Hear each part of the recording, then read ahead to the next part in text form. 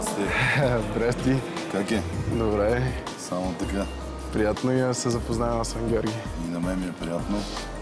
Здравейте, брат. Здрасти. Много благодаря за това, че приехте да се видим и да се запознаете с Георги. Неговата история накратко е, че е карал много лудо една кола. Катастрофирал и е останал неподвижен от кръста надолу. Обаче от кръста нагоре какво ще коментирате за неговата форма? Определено е във форма. Винаги може какво Определено да е във се... форма, да. Ако се оправи един ден, може и боксер да стане. С тия данни... Браво, браво. Така и акси. Да. Разкажи на брат, какви тренировки правиш?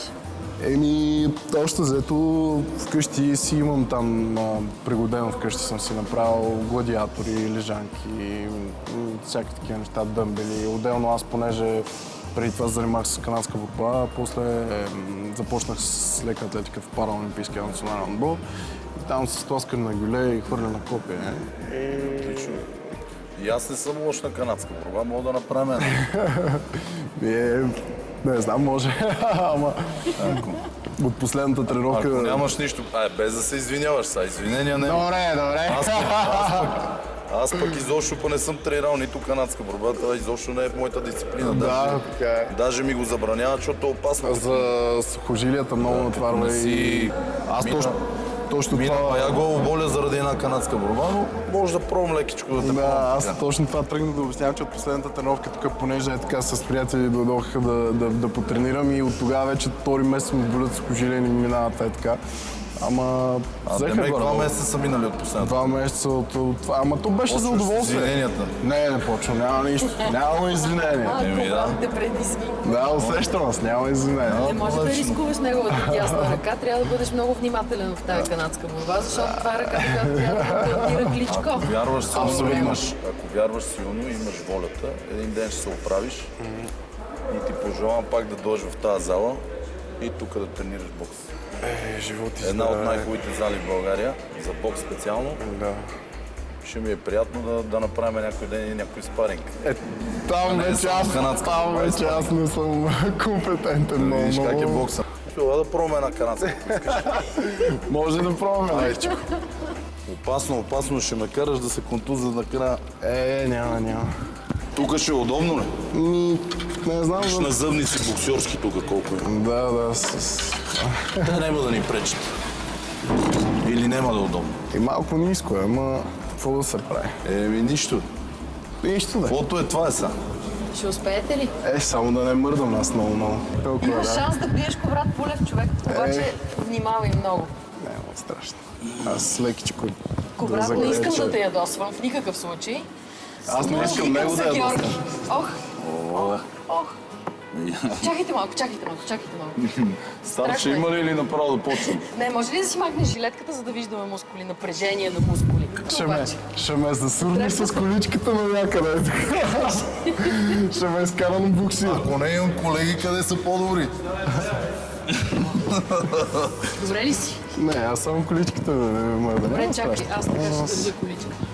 Няма оправдания, няма колички, няма... Не, защото като тръгна да мърда, нямам пора в Аз какато, имам ли нали? оправдания? Чакай, ще ми щупите Няма микрофона. чакай, да.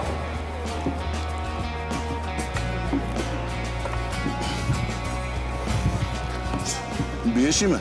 Не знам. Биеш, браво. Жилите и мускулите имаш. Билите? Браво. Билите? Би ме, по-добре. Има сила. Ти ли му позволи да те бие или те би? Не, определено има сила. Тренираме. Би ме, да. Тренираме. Би ме. Ама Чакай да се. за мен... Ще трябва да потренирам. И победител от матча по канадска борба е Георги от Тополовград.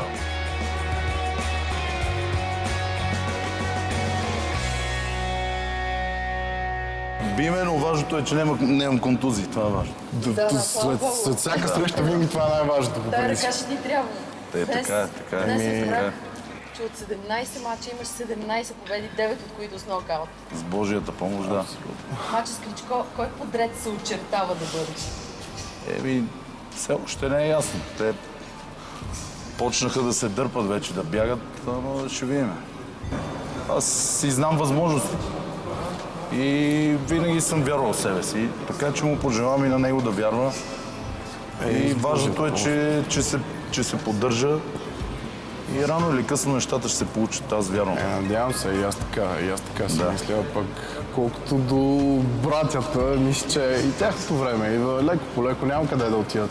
Колкото и да се дърпат, няма Това просто... дошло вече. И почнаха да се избират посредствени противници, Абсолютно, да. което говори за техната слабост и страх. Какво Притеснение. пожелаваш на Кобра? Ще ми пожелавам му да сбъдне, мисля, че това е неговата най-голяма мечта. Победа над братята и да... Световната титла, сега който е. Абсолютно, който Може е да се променят нещата, може някой да се откаже от тях. Да, Така, но световната титла да си я донесеме тук в България, мисля, че това ще е един голям успех и за мене, и най-напред и за България, и за народа като нация. Ти си световно известен и голям спортист. Време е това да се легализира. Желая ти го от все сърце. Благодаря. Страхотен си, Кобрат. Благодаря. Благодаря Аз ти. ти пожелавам да е Благодаря. номер едно, както е в момента. За теб съм подготвил една изненада, от която мисля да започнем за работа върху твоето бъдеще. Една изненада хубава, която ще ти хареса със сигурност. И дано да докажем още един път, че всички заедно може да победим и да бъдем номер едно. Да.